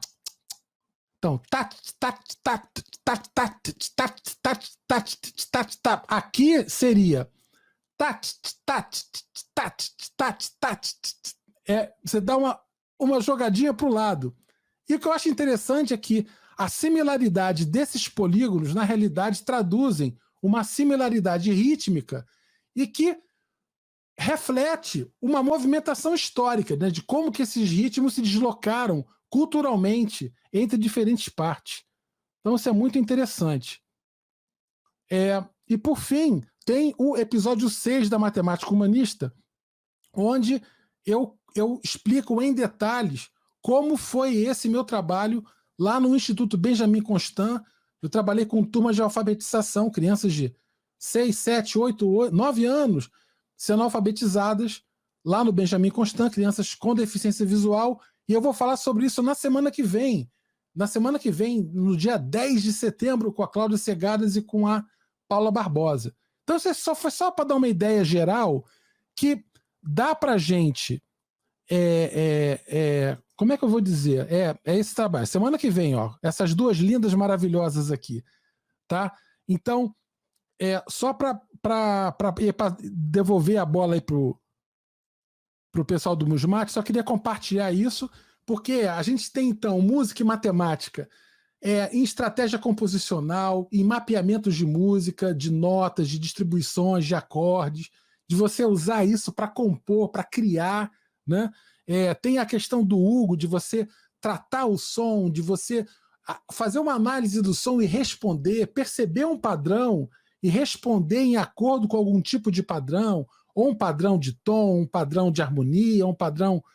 Né? E aí vem o Dani mostrando a pesquisa dele, dos blocos, dessa organização composicional, e tem essa questão pedagógica também, ou seja, além da música lúdica maravilhosa, da acústica e das notas musicais, há muitas coisas também bacanas para a gente fazer. E por fim, o pessoal está falando aqui, sobre a bossa nova, antes de passar a bola, o Samuel tá botando assim, a bossa nova é perfeita. Olha só, Samuel, eu vou te mostrar, rapaz, um pentágono que virou bossa nova. Acreditem aí, vejam aí, antes de eu devolver a bola aí pro pessoal do Musmate. Assistam que isso aqui vale a pena. É um pentágono da bossa nova. Eu fiz aquela representação dos polígonos com som em cada instrumento. Vejam aí, ó, vejam aí.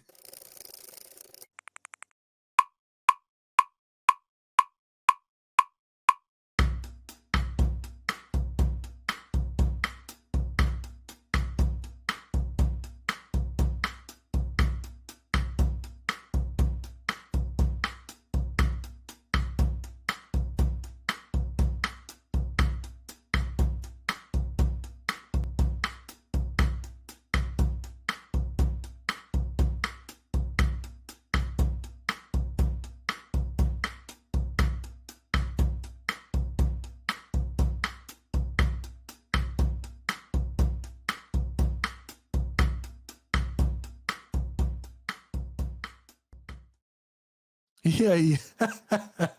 Que viagem, né, rapaz? Muito bacana. Então, pessoal aí que trabalha na escola, dá para fazer trabalho sobre isso. Pega os ritmos. Não precisa saber escrever nota musical, não. Faz um mapeamento de divisão, faz o desenho no círculo, faz o mapeamento dos vértices, trabalha simetria. Por exemplo, lá naquela bossa nova lá, é um palíndromo, a história é um palíndromo. Aquele negócio é um palíndromo. Se você tocar de trás para frente ou de frente para trás, o pentágono soa da mesma maneira. Dá para trabalhar um monte de coisa bacana. Mas chega de eu falar e devolver para o Musmar. Pessoal, isso daí é bacana demais. É uma cachaça isso daí, não é não? Ele fica doido com isso aqui, rapaz. Sem dúvida. É bom demais, pessoal. Muito bom. A gente começa a misturar música e matemática, não tem como voltar ao que era antes. Não dá para. Não existe música sem matemática, eu diria isso. Na minha experiência, pelo menos. É bom demais. E aí você vai ouvir uma música e aí você fica pensando assim, peraí, isso daí tem isso não? O Dani tá ouvindo, já tá ouvindo lá uma partição. Ó, isso daí é 3... Isso é 3, 2, 1. É 1, 3, 2. Hã? Brincadeira. Show de bola. E, pessoal, diga lá. E para mim também não existe matemática sem música, né? Porque o tempo todo que eu estou trabalhando, estudando, eu sempre estou escutando música o dia inteiro, né? Eu estou sempre com meu fone, sempre ouvindo uma música. A gente fica realmente viciado. E acontece bem isso mesmo. A gente está vendo a música e pensa, pô, já tive uma ideia para fazer alguma coisa lá naquele meu artigo, dá para brincar aqui, fazer alguma coisa. Esse som não está muito bom, dá para passar naquele algoritmo lá para restaurar. Pois é, acho que só deixa claro que as duas coisas têm uma interseção infinita, né? É uma pena que a gente tenda a enxergar as coisas um pouco segmentadas demais no conhecimento, que eu acho que é bem triste, né? Mas a interseção é infinita, né? A gente tem que sempre relembrar que as coisas são uma só. Show de bola, é isso aí, rapaz. Acho que a integração, cara, acho que é a grande história. Eu acho que a gente está vivendo a era do abraço. Isso eu falo sempre brincando assim com meu filho. A gente está chegando à era do abraço, porque essa coisa que a gente tinha de fragmentação já era, rapaz. Você vê, quem está ganhando o Prêmio Nobel de Economia é psicólogo, sabe como é que é essas coisas? Então tem uma... Você começa a ter uma integração maior e a necessidade da gente integrar mais as coisas, né, cara? Ó, eu queria ouvir de vocês o seguinte: quais são os planos do Musmate de agora em diante? E enquanto isso, eu vou divulgar o link da presença, vou botar na tela para o pessoal confirmar o link de presença até às 18h30, tá legal? Tem bastante tempo aí. O pessoal que tiver inscrito no evento, confirma a presença pelo link www.matematicohumanista.com.br/ritmo. Até às 18h30. Esse é o link www.matematicahumanista.com.br/ritmo. Então, dá um like lá. Quem não está inscrito no canal, se inscreve. Porque a gente está chegando a quase 10 mil. Inacreditável. Vamos passar de 9 mil hoje, senhoras e senhores. Talvez já tenhamos passado já dos 9 mil. Vamos chegar aos 10, se Deus quiser, em breve. Mas maravilha. Mas diga lá, pessoal do Musmate, qual é o futuro aí agora? Quais são os próximos planos? O que vocês estão buscando desenvolver de pesquisa? Tem o congresso? Como é que tá? Como é que essa pandemia aí afetou os planos? Como é que está o negócio? Bom, falando de mim, isso me fez trabalhar ainda mais intensamente, pesquisar, aprofundar. Li muito, baixei muita coisa, lendo, trabalhando, escrevendo artigos, preparando artigos diversos, além do congresso, das atividades de aula e tudo mais. Tenho trabalhado intensamente isso tem se intensificado bastante. Eu desenvolvo atualmente pesquisa em variação musical, com forte presença de matemática, através de teoria da transformação, álgebra, teoria dos grafos, tem um monte de coisa envolvida, é impossível desvencilhar, e ao mesmo tempo eu desenvolvo uma pesquisa com vários orientandos em música, análise sistemática de música popular, estrutura de música popular. Terminamos um trabalho fantástico que foi sobre a harmonia do Jobim. Analisamos toda a obra de Jobim com ferramentas computacionais e teorias que estão indo desenvolvendo. E agora vamos partir para o Ivan Lins, já terminou, um aluno meu orientando já terminou. Depois é do Lobo. A ideia é a gente tentar mapear todas as escolhas harmônicas desses compositores e buscar identificar isso ao estilo composicional, sempre matematicamente, né? Quer dizer, uma obra artística fantástica que estamos tentando entender sistematicamente através da matemática. Show de bola. E Hugo, diga lá, rapaz, e você, como é que tá? Quais são os seus planos? Você já tem alguma coisa nova para fazer, para pensar? Ou você está querendo desenhar? Como é que tá o negócio? Pô, agora que eu estou trabalhando com essa galera aí do Musmate, né, eu resolvi reacender o músico dormente dentro de mim e estou estudando um pouco de música, né? Tô retomando os estudos. Ontem eu pratico meu violão e estou assistindo uma disciplina de composição com o Liduino. Então tô aprimorando essa parte, né? E acho que o nosso grupo agora a gente está tentando aumentar bastante nossa visibilidade, né? Estamos com página no Facebook, Twitter, Instagram, fazendo bastante divulgação para o Congresso. Do meu ponto de vista, um dos principais objetivos são eventos dessa natureza como a gente está fazendo agora, divulgar o conhecimento e desmistificar as coisas para as pessoas e tornar tudo mais acessível, né? Para todo mundo, né? Quebrar esse paradigma de que matemática e música é para gênios e que não tem nada a ver. Pois é, tudo é para todos, né? Desde que você se dedique o tempo necessário para alcançar o nível nela. Isso aí. Ninguém nasce sabendo Muito nada. Bom. Né? Tenho me dedicado bastante atualmente a ensino também, né? A questão da pandemia deixou tudo bastante enrolado. Estamos gravando aulas e dando aulas remotas, enfim. Mas é isso, estamos sempre tentando manter as coisas próximas entre si e, no momento, enveredando um pouco mais para a música. Muito bacana, Hugo. Show de bola. E você, Dani, tem planos futuros? Como é que está o desenho aí do que você está querendo construir? Os planos para o ano que vem? Como é que está o negócio? Então, eu tô escrevendo um artigo com o Almada. Na verdade, o Almada já terminou a parte dele. Eu tenho que dar uma atenção maior. O Almada, ele escreve muito rápido. É uma máquina de produção, é impressionante. E a gente vai tentar escrever esse artigo para submeter para uma revista internacional, para ver se divulga também um pouquinho, porque tem esse mito também, né, de que no Brasil a gente não cria teoria, a gente só fala da teoria que foi criada no resto do mundo, E a gente tem esse compromisso no Musmate, a gente está sempre propondo teorias novas, propondo coisas, e a gente escreve muita coisa para tentar difundir, né? Que o Brasil também, existem pessoas muito boas aqui, a gente tem que estar sempre tentando marcar nossa presença, né? E o evento, né? O Congresso Musmate é um pouco disso, é mostrar que aqui tem uma produção riquíssima de música e matemática e que precisa ser divulgado, as pessoas precisam saber o que é feito aqui também, né? E é por isso que o evento também se torna internacional, para a gente ter ser mais fácil, assim, tem algumas apresentações que são em inglês, então a gente tenta de alguma forma, quando a apresentação não é em inglês, a gente pede para que pelo menos os slides, né, os slides sejam em inglês, para que a pessoa, mesmo que não entenda o que está sendo explicado, ele veja lá visualmente o que está acontecendo, para a gente tentar difundir o que está acontecendo. Além desse artigo com a Almada, né, também tem um projeto que eu estou tentando desenvolver, a Almada até participou, né? Eu também estou com um canal no YouTube falando só sobre música, e a gente está tentando desmistificar essa coisa de que também para música precisa de talento, ou que só os grandes gênios vão chegar em determinados níveis Pô, fala de composição. qual o nome do canal? Qual o nome do canal? O canal é Music at Home.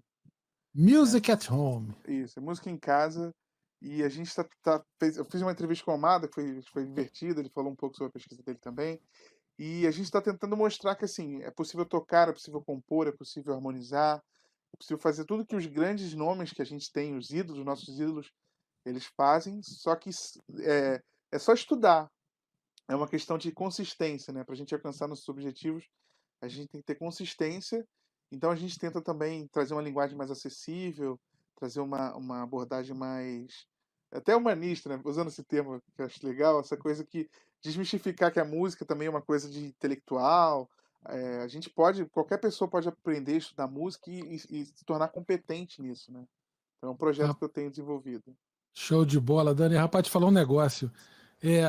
Os maiores matemáticos, os meus melhores alunos, que eu chamo de melhores alunos, cara, são assim, nenhum se enquadra no super gênio do negócio. É impressionante como eu vejo que cada vez mais matemática, música, qualquer coisa na vida é para quem ama aquilo, né? É o que o Hugo falou. É para quem ama, pô. É para quem quer fazer, né? E aí quando você tem a oportunidade de fazer aquilo que você ama, rapaz, esse amor te traz um vigor, te traz uma dedicação e torna aquilo que você faz único, porque só você consegue produzir. E aí eu falo sempre brincando que cada um de nós, o Carlos Almada, é o melhor Carlos Almada do mundo, né? É uma redundância, é uma tautologia tão boba, mas é muito importante que a gente perceba isso, quer dizer, a unicidade de cada um e realmente a gente poder curtir isso, curtir a música. Gosta de música, faz música, né? Gosta de matemática, faz matemática. Rapaz, eu sofri tanto com isso. Quando eu tinha 20 anos, eu estava no IMPA, começando um doutorado, 22 anos, tá? Em geometria diferencial, e eu entrei numa crise se eu ia ser matemático ou músico. Eu sofri muito. Assim, o que eu passei, eu não desejo a ninguém, verdadeiramente. E eu falo para vocês de coração, esse programa para mim é muito importante, porque é como se fosse uma oportunidade que Papai do Céu está me dando de devolver para alguém que esteja me ouvindo que pode tudo, queridos. Você pode ser os dois. Pode ser os dois. Você pode ser nenhum. Eu também passei pela mesma crise antes de entrar na graduação. Eu quase fiz vestibular para música, na verdade, né? Eu ia estudar para o THE, mas acabei optando por fazer matemática. E aí cá estamos nós, né? Pois é. É isso. E a gente está aqui feliz, né? Você vê, olha só, eu larguei um doutorado para tocar, para fazer uma turnê com uma cantora que eu tocava na época, tá? Saí, interrompi, meu pai, cara, ficou quase, sei lá quanto tempo, 1 ano sem falar comigo, Porque, eu ia fazer doutorado fora, eu ia fazer doutorado lá em Stony Brook, não sei das quantas, o sanduíche, caramba. E eu parei para tocar, cara. Sabe? E assim, e esse sofrimento, eu falo de verdade, assim, ele me formou, porque se eu hoje tenho a relação que eu tenho com a matemática, é por causa desse dilema. Então, o que eu falo para o pessoal que está nos ouvindo aí, eu falo com muito amor e com muita verdade, é que cada um tem a sua verdade e só isso que tem. E use isso para fazer o que você ama, seja um perseguidor incansável do que você gosta e do que você quer fazer, e faça. Porque estão aí, ó, Carlos, Hugo, Dani, Liduíno está lá na reunião, mas são professores envolvidos com música e matemática, estão na fronteira porque seguiram incansavelmente o desejo. Porque se não fizessem isso, estariam dentro de um instituto de matemática ou dentro de uma escola de música, enclausurados, enjaulados, se comunicando com seus pares, reunidos pela fascinação mútua, que compartilham entendimentos, compartilham cacuetes, compartilham as piadas, às vezes o jeito de vestir. E, cara, a gente tem que ir além. A vida é muito bonita, ela é muito rica, ela é aberta para a gente fazer o que a gente quiser. E aí, gente, eu estou emocionado e eu agradeço a vocês muito aí pela presença. Pessoal, quiser dar palavras finais, está chegando na hora de acabar o programa. Espero que vocês tenham gostado. Não sei se era o que vocês estavam esperando. Estava talvez, né? A Lauren está falando aqui que está chorando, emocionada por hoje. Pô, que bom! Que seja um choro de emoção bom, né? Muito bom isso. Que seja um bom choro. Adorei, muito bom. Eu também. Pô, Carlos. Muitíssimo feliz de estar aqui. Pô, papo muito agradável, descontraído, falamos de coisas importantes, mas de maneira leve, tranquila e sincera, né? Eu acho que isso é... Todos aqui compartilham. Maravilha. Aqui, ó, a Jéssica Luna, que está aqui, ela toca violino, é uma super violinista, super matemática, professora. Querida Jéssica, um beijo para você. E ela, eu não sei como foi essa relação de música e matemática dela. Não sei se foi tão conturbada quanto foi a minha, mas que teve consequências familiares graves, né? Mas hoje já tudo muito bem resgatado, graças a Deus. Jéssica, um beijo para você, querida. Muito bom receber você aí. Ana Paula também está curtindo. Maravilha. A Adriana tá dizendo aqui, você é fofo demais. Muito obrigado, querido. Um beijo para você. Te agradeço muito. A Ângela Vargas está perguntando qual é o link. O link é esse que está aqui na tela. Vou botar. Está quase acabando, aproveita aí. E aí, Dani e Hugo, palavras finais no pessoal. Obrigado. Bom, gente, para mim é um prazer estar aqui também. Qualquer evento assim que seja de divulgação e que aproxime a matemática e agora a música também, né, do público, para mim é um prazer sempre participar. Foi super legal. Eu estou aqui com a janelinha de comentários passando aqui do lado, super bacana ver as pessoas comentando. Eu fico muito contente da gente estar conseguindo fazer também essa contribuição social, que, como eu sempre gosto de dizer, né, eu acho que tão ou até mais importante do que fazer pesquisa é divulgar a pesquisa que é feita, né, é informar as pessoas do que é feito, do que pode ser feito e das potencialidades que elas mesmas podem ter caso elas queiram ir para essa direção. Então, eu agradeço muito o convite, para mim é um prazer imenso estar aqui. Adorei seu canal também, Carlos. Eu estou seguindo agora também. Eu sou um dos ajudando a chegar no 9.000. Mas é isso. Foi maravilhoso estar aqui. Muito legal. Obrigado. E espero que esse conhecimento, né, que a gente passou nessas... Eu ia falar nesse breve tempo, mas acabei de ver que foram quase 2 horas. Gente, eu não consigo passar. Você falou, achei que você estava mentindo. né, esse tempo, esse conhecimento que a gente passou nesse tempo aqui, que acabe gerando boas reflexões em todos aqui, tá? É isso aí, muito bom, muito bom. Eu também achei que foi muito legal, agradecer novamente o convite. É sempre bom a gente poder falar sobre aquilo que a gente ama, que move a gente, né? E vendo assim as pessoas, os comentários que o Hugo falou, não para de ter comentário assim, as pessoas perguntando e realmente interessadas. Então é legal ver que a gente pode ter contribuído para, às vezes, uma pessoa que estava pensando em fazer música ou fazer matemática, a gente pode ter ajudado ela a ficar mais indecisa ainda de saber qual que ela vai fazer. Então, que a gente foi obrigado também para a gente ter essa oportunidade de divulgar, como o Hugo falou. É importante a gente divulgar a pesquisa que a gente faz e, principalmente, divulgar para as pessoas que não teriam acesso a essa pesquisa de outra forma, porque provavelmente não vão ler um artigo nosso, porque é muito técnico, ou um artigo porque não faz parte da área dela, e a gente tentar trazer isso para uma linguagem mais acessível. As pessoas percebem que o que a gente faz não é nada distante do que eles ouvem, da música que eles ouvem, do que eles conhecem como música, e a matemática que a gente usa também não é nada muito distante do que a gente tem de conhecimento matemático, né?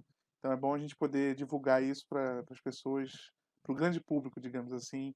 Então eu agradeço a oportunidade mais uma vez. É isso aí, é isso aí. Pô, te agradeço Eu só muito. queria complementar um instantinho. Quem quiser, lá no final da página do nosso grupo Musmate, tem o link para as mídias sociais, Instagram, Twitter e Facebook. Você pode seguir a gente lá, entrar em contato com a gente por essas mídias. A gente está sempre de olho também.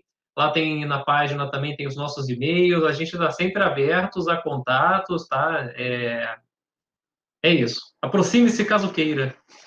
É isso aí.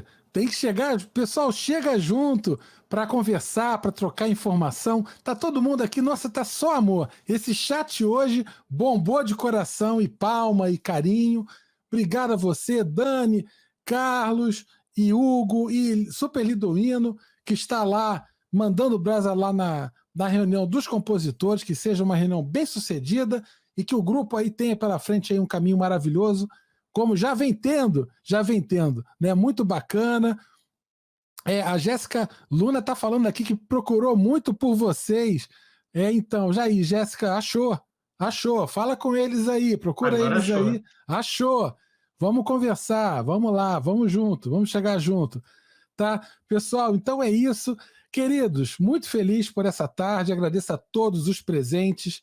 Muito obrigado pelo carinho de todos. E aí eu volto agora no dia 10. No dia 10 eu volto para conversar com a professora Paula Márcia Barbosa e a professora Cláudia Segadas. Elas são do Projeto Fundão, da UFRJ. A gente vai conversar sobre experiências e pesquisas para estudantes com deficiência visual e surdos.